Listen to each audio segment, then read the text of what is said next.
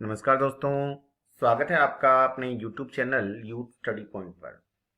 आज है 11 अक्टूबर 2020 और 11 अक्टूबर 2020 को जितने भी महत्वपूर्ण प्रश्न हमारी प्रतियोगिता परीक्षाओं को प्रभावित कर सकते हैं, उन सभी पर हम एक विस्तृत चर्चा करने जा रहे हैं। अपनी चर्चा मुख्य रूप से आधारित रहेगी राजस्थान से संबंधित करंट अफेयर्स पर, जो कि राजस्थान पुलिस के लिए अति महत्वपूर्ण है। तो राजस्थान पुलिस की परीक्षा में शामिल होने वाले सभी अभ्यर्थी इस वीडियो को ध्यानपूर्वक सुने। इसके अलावा पटवार, रीट और भी अन्य प्रतियोगिता परीक्षाओं में हिस्सा लेने वाले छात्र भी इसे ध्यानपूर्वक सुने, क्योंकि इसमें राजस्थान करंट अफेयर्स के साथ साथ राष्ट्रीय और अंतरराष्ट्रीय स्तर का करंट अफेयर भी शामिल किया जा रहा है। वीडियो के अंत में आपसे एक विशेष प्रश्न पूछा जाएगा, जिसका उत्तर आपको कमेंट बॉक्स में लिखना है। सबसे पहले चलते हैं हम हमारे कल के उसी अंतिम प्रश्न की ओर। कल का अपना प्रश्न था, राजस्थान के वाइल्ड लाइफ पर लिखित पुस्तक अनविलिंग द अनटेम्ड के लेखक कौन हैं? विकल्प दिए गए थे अभिक्रम शेखावत, पवन अरोड़ा, गोविंद कोठारी या उपर्युक्त सभी। तो इसका सही उत्तर था नंबर 1, अभिक्रम शेखावत। दोस्तों, यदि आपको वीडियो अच्छा लगे तो आप इसको लाइक जरूर करना, और जिन्होंने अब तक सब्सक्राइब नहीं किया है वो सब्सक्राइब भी कर लेना, ताकि जो भी वीडियो बनाए जाएं वो आपके पास सबसे पहले पहुंचे। तो हम प्रारंभ करते हैं अपनी आज की विशेष चर्चा को। आज का पहला प्रश्न है, हाल ही में राजस्थान के विधायक कैलाश त्रिवेदी का निधन हुआ है। इनका संबंध राजस्थान के किस विधानसभा क्षेत्र से है? टोंक, सहाड़ा, सादुलपुर या जयपुर? तो इसका सही उत्तर है नंबर 2, सहाड़ा। 6 अक्टूबर 2020 को राजस्थान के भीलवाड़ा जिले के सहाड़ा विधानसभा सीट के कांग्रेस विधायक श्री कैलाश त्रिवेदी का निधन हुआ है। ये 2018 में सहाड़ा विधानसभा क्षेत्र से तीसरी बार विधायक चुने गए थे। ये राष्ट्रीय स्तर पर वॉलीबॉल के खिलाड़ी भी रह चुके हैं।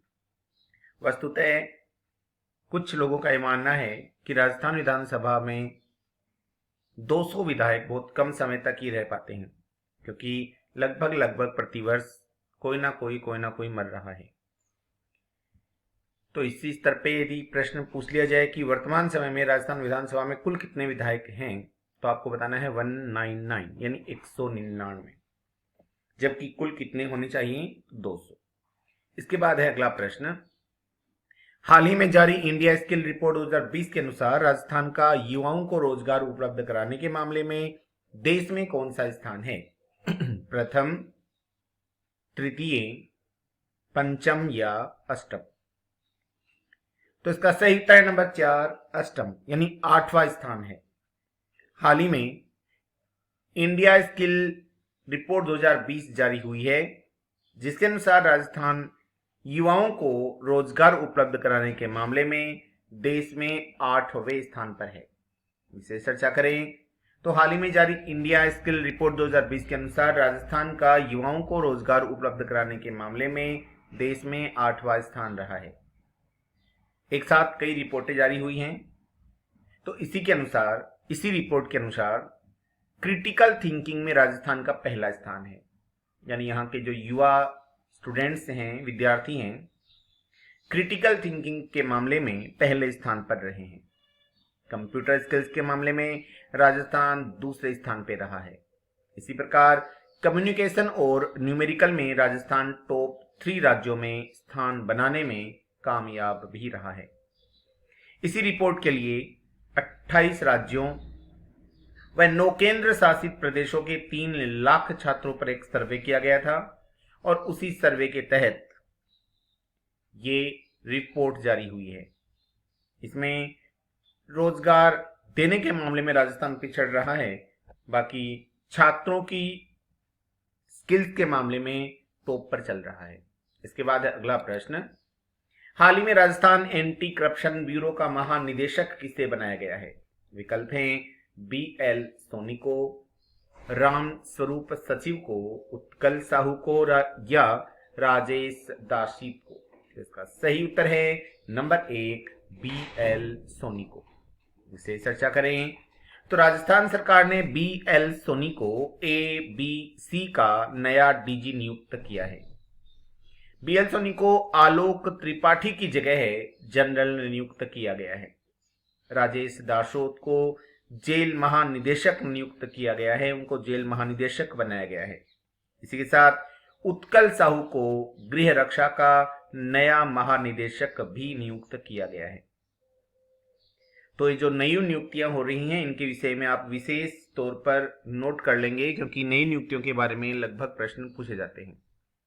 और ये जो प्रश्न है वो राजस्थान पुलिस के लिए बहुत इंपॉर्टेंट है, इसको आप लिख कर रखेंगे। अगला प्रश्न है, हाल ही में किस देश के पक्षी ब्लैक काइट ने राजस्थान के जोहड़ बीड कंजर्वेशन रिजर्व को अपना नया डेस्टिनेशन बनाया है? मलेशिया के पक्षी, ब्रिटेन के पक्षी, थाईलैंड के पक्षी या जापान के पक्षी ने? तो इसका सही उत्तर है नंबर 3, थाईलैंड के पक्षी ने। थाईलैंड के पक्षी हैं ब्लैक काइट। वस्तुतः ये ब्लैक काइट कभी अपने देश की सीमाओं से बाहर नहीं गया, लेकिन पहली बार ऐसा हुआ है कि ये राजस्थान के जोहड़ बीड कंजर्वेशन रिजर्व में देखा गया है। विशेष चर्चा करें तो ईस्टर्न एशिया फ्लाईवे के पक्षियों ने राजस्थान के बीकानेर में स्थित जोहड़ बीड कंजर्वेशन रिजर्व को अपना नया डेस्टिनेशन बनाया है। इसका संबंध थाईलैंड से है, यानी ये पक्षी थाईलैंड का है। ब्लैक काइट एक पक्षी, एक जंगली पक्षी की एक गैर प्रवासी प्रजाति है जो भोजन के लिए किसी भी देश की सीमाओं को पार नहीं करता, परंतु पहली बार बीकानेर के जोहड़ बीड में इन्हें देखा गया है। जोहड़ बीड एशिया की सबसे बड़ी ओपन डंपिंग साइट है जो गिद्ध संरक्षण के लिए प्रसिद्ध है। यह प्रश्न बहुत बार पूछा जा चुका है कि राजस्थान का कौन सा स्थान गिद्ध संरक्षण के लिए प्रसिद्ध है, तो आपको बताना है जोहड़ बीड। और जोहड़ बीड कहाँ है? तो बीकानेर में है। और अब की बार इसमें थाईलैंड का पक्षी जो कि एक जंगली पक्षी है, इसमें देखा गया है। अगला प्रश्न, हाल ही में जल जीवन मिशन की कमान ग्रामीण क्षेत्र में किन्हें सौंपी गई है? विधायकों को, सांसदों को, ग्राम सेवकों को या सरपंचों को? तो इसका सही उत्तर है नंबर 4, सरपंचों को। केंद्र सरकार द्वारा प्रस्तावित जल जीवन मिशन की कमान ग्रामीण क्षेत्रों में अब सरपंचों को सौंपी गई है। विशेष चर्चा करें तो हाल ही में ग्रामीण क्षेत्रों में हर घर को सरकारी नल से पानी मुहैया करवाने की जल जीवन मिशन की कमान अब गांव के सरपंचों को सौंपी गई है। केंद्र सरकार द्वारा सभी ग्राम पंचायतों के सरपंचों व ग्राम प्रधानों से अपील की है कि मिशन के तहत हर गरीब के घर को पानी का कनेक्शन मुहैया करवाने में अपनी भागीदारी निभाएं।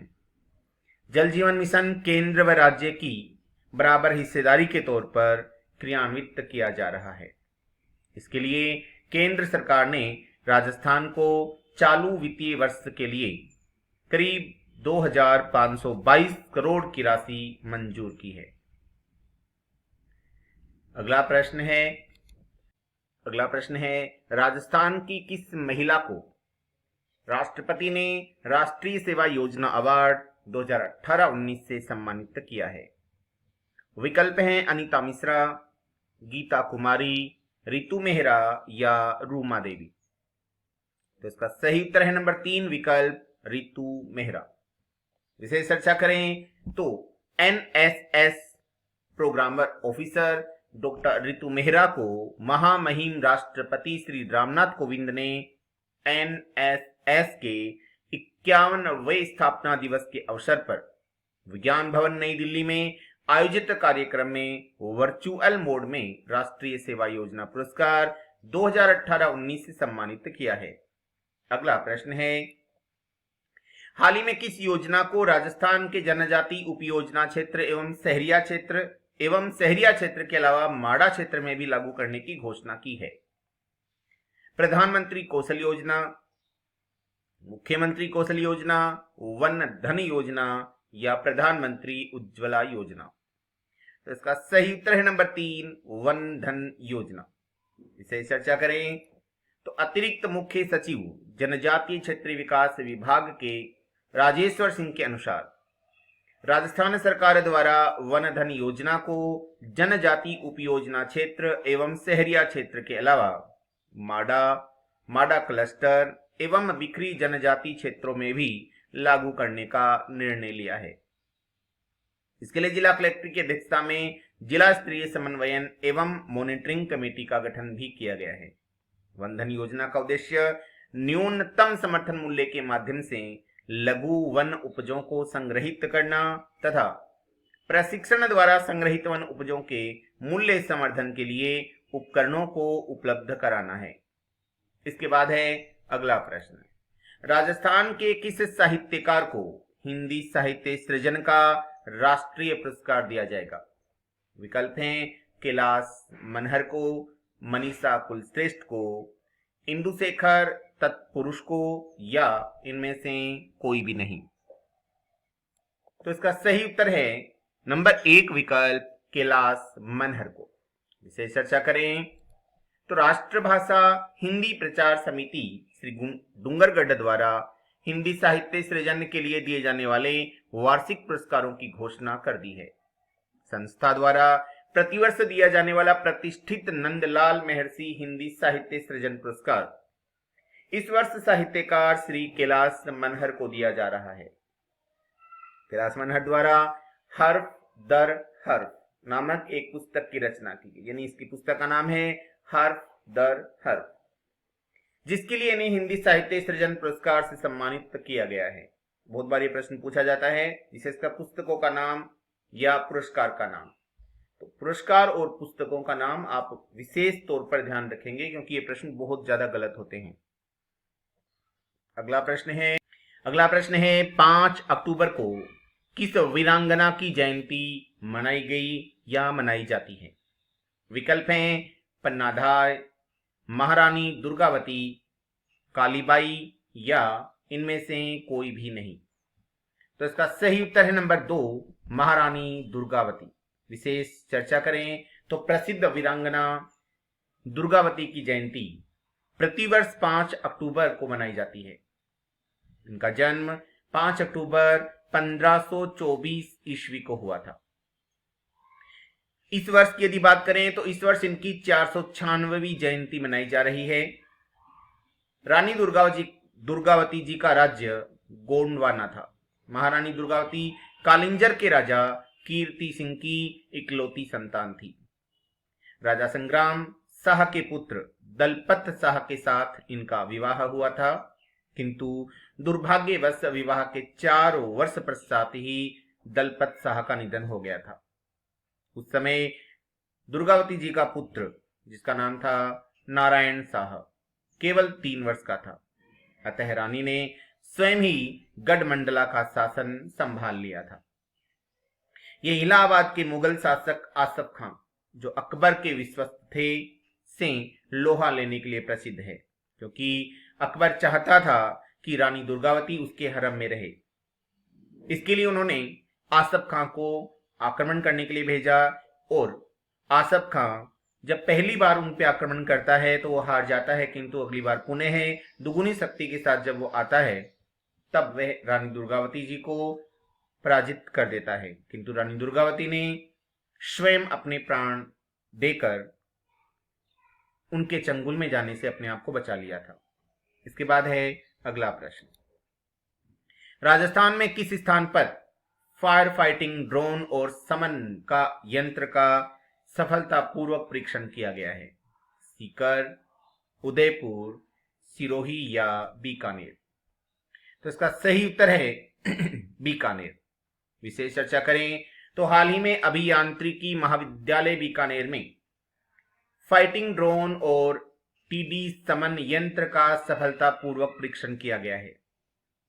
यह राजस्थान में ड्रोन आधारित अपनी तरह का नवीनतम रिसर्च प्रोजेक्ट है, जो कि अभियांत्रिकी महाविद्यालय बीकानेर में शोध के नए आयाम स्थापित कर सकेगा।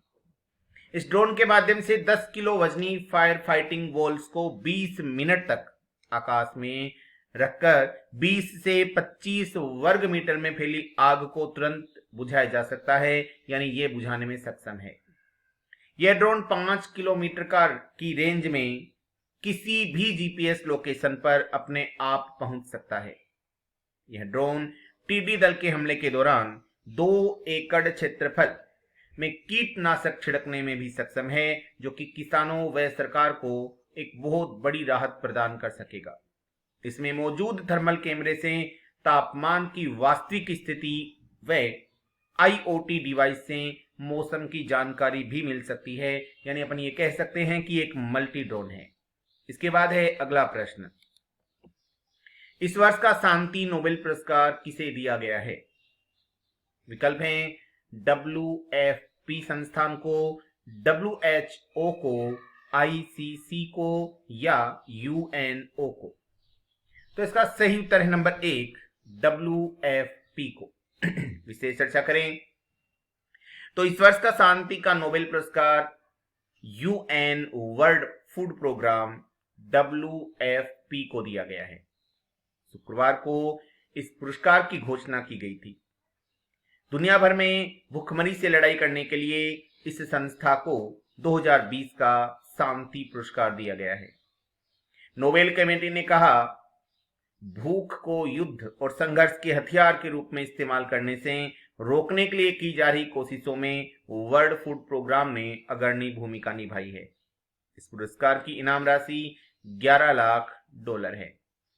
दुनिया के 88 देशों में वर्ल्ड फूड प्रोग्राम यानी WFP सालाना करीब 9 करोड़ 70 लाख लोगों की मदद करता है।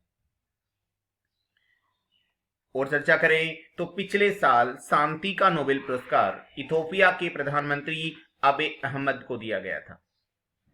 इस वर्ष पुरस्कार के लिए 211 व्यक्तियों और 107 संगठनों को नामित किया गया था, लेकिन नोबेल फाउंडेशन के नियमों के अनुसार नामांकन के लिए नामित लोगों की लिस्ट को सार्वजनिक नहीं किया जाता है। वह संगठन का कहना कि इससे जुड़ी तमाम अटकलें सिर्फ और सिर्फ अनुमान कही जा सकती हैं, यानी सही तथ्य केवल और केवल ये फाउंडेशन ही जारी करता है। और चर्चा करें, इसकी पृष्ठभूमि की बात करें तो नोबेल पुरस्कार दुनिया के सबसे महत्वपूर्ण पुरस्कारों में से एक है। यह स्वीडन के आविष्कारक अल्फ्रेड नोबेल की इच्छा के अनुसार शुरू किया गया था। पहला नोबेल पुरस्कार 1901 में दिया गया था। नोबेल पुरस्कार कई श्रेणियों में दिए जाते हैं। ऐसे कार्यक्रमों और लोगों को पुरस्कार के योग्य समझा जाता है जिन्हें मानव जाति की भलाई के लिए कुछ बड़ा योगदान दिया है। इसके बाद है अगला प्रश्न, RBI का नया डिप्टी गवर्नर किसे नियुक्त किया गया है? याद रखिएगा, हम डिप्टी गवर्नर की बात कर रहे हैं, गवर्नर की नहीं। कमलकांत सिंह, विश्वेश्वर रजक, M राजेश्वर राव या KR शर्मा। तो इसका सही उत्तर है M राजेश्वर राव। श्री M राजेश्वर राव को RBI का नया डिप्टी गवर्नर नियुक्त किया गया है। इसे चर्चा करें तो M राजेश्वर राव RBI के नए डिप्टी गवर्नर नियुक्त किए गए हैं। वर्तमान में रिजर्व बैंक ऑफ इंडिया के 4 डिप्टी गवर्नर हैं, MD पात्रा, BP कानूनगो, MK जैन और M राजेश्वर राव। वर्तमान में RBI के गवर्नर शक्तिकांत दास हैं। M राजेश्वर राव NS विश्वनाथन की जगह लेंगे, यानी इनसे पहले NS विश्वनाथन डिप्टी गवर्नर थे, लेकिन अब उनकी जगह है M Rajeshwar Rao deputy governor बने हैं। ये प्रश्न कई बार पूछा जाता है कि RBI में कुल कितने सदस्य होते हैं। तो आपको याद रखना है 4 डिप्टी गवर्नर हैं और 1 गवर्नर, कुल 5 सदस्य आपको बताने हैं। इसके बाद है अगला प्रश्न, किसने भारत के सबसे बड़े सुपर कंप्यूटर परम सिद्धि A1 को विकसित किया है? DRDO, CDEC, IIT दिल्ली या इसरो? इसका सही उत्तर है नंबर 2, CDEC। इसे चर्चा करें तो CDEC ने भारत के सबसे बड़े सुपर कंप्यूटर परम सिद्धि A1 को विकसित किया है। सुपर कंप्यूटर दुनिया का सबसे तेज कंप्यूटर है जो डेटा को बहुत जल्दी से प्रोसेस कर आसानी से अपना कार्य कर सकता है। सुपर कंप्यूटर में हजारों प्रोसेसर होते हैं जो प्रति सेकंड अरबों और खरबों की गणना कर सकते हैं। भारत का पहला सुपर कंप्यूटर परम है। ये आपको याद रखना है, भारत का पहला सुपर कंप्यूटर परम है। अब है आज के लिए आपके लिए एक विशेष प्रश्न जिसका उत्तर आपको कमेंट बॉक्स में लिखना है। प्रश्न है, हाल ही में डब्ल्यू जर्मन ने राजस्थान के ट्रीमैन की कहानी 193 देशों की में 30 भाषाओं में दिखाना शुरू किया है। बताना है कि राजस्थान के ट्रीमैन कौन है। विष्णु लांबा, रूमा देवी, कमलेश लांबा या राजेंद्र सिंह। इसी के साथ आज की अपनी चर्चा समाप्त होती है। कल पुनः मुलाकात होगी। तब तक के लिए जय हिंद, जय भारत।